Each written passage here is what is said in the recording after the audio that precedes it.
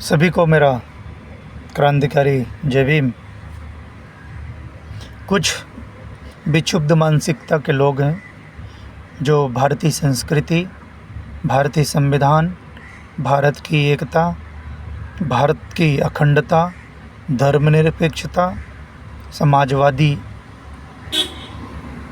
शब्दों से उन्हें परहेज हो रहा है। धर्मनिरपेक्ष और समाजवादी शब्द से ये कौन से लोग हैं, क्यों इनको ऐसा इन शब्दों से परहेज है? हालांकि इन्हें तो परहेज पूरे संविधान से था। ये गैर बराबरी वाले लोग हैं। ये नहीं चाहते कि यहाँ पे देश में हर लोगों को हक और अधिकार मिले, इसीलिए पूरे देश के संसाधनों पर कब्जा बना लिए हैं।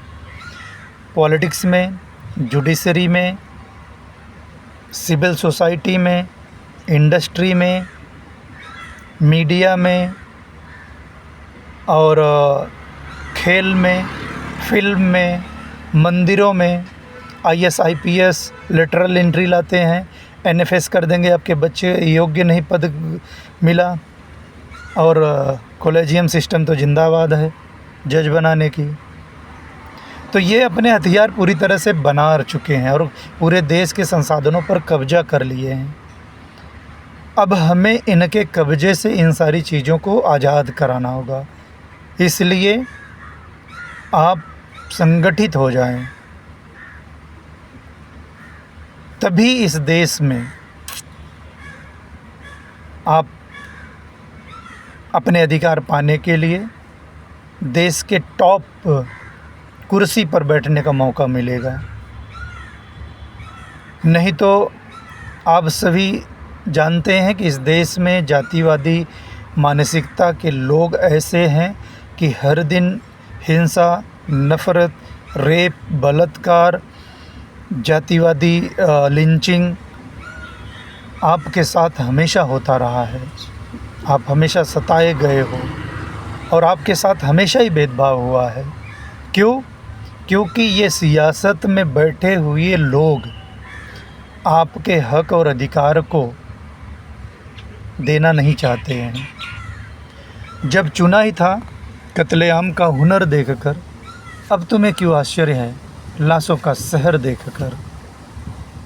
और मैं इस बात को बड़े ज़ोर देकर कहना चाहूँगा कि इनकी जो मानसिकता है वो आपके हक और अधिकार के ख़िलाफ़ है। आपके हक और अधिकार मिलें इनको बिल्कुल भी पसंद नहीं है। इसलिए आप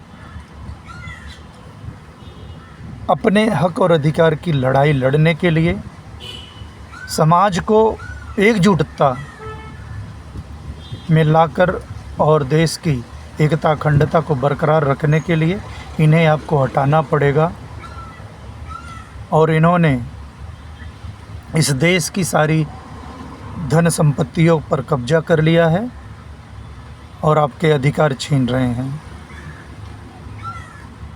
जिस दिन भारतीय संविधान पर आँच आई तो याद रखना, ये भारतीय संविधान की रक्षा के लिए बाबा साहब के अनुयायी, अम्बेडकरवादी विचारधारा के लोग कभी चुप नहीं बैठेंगे।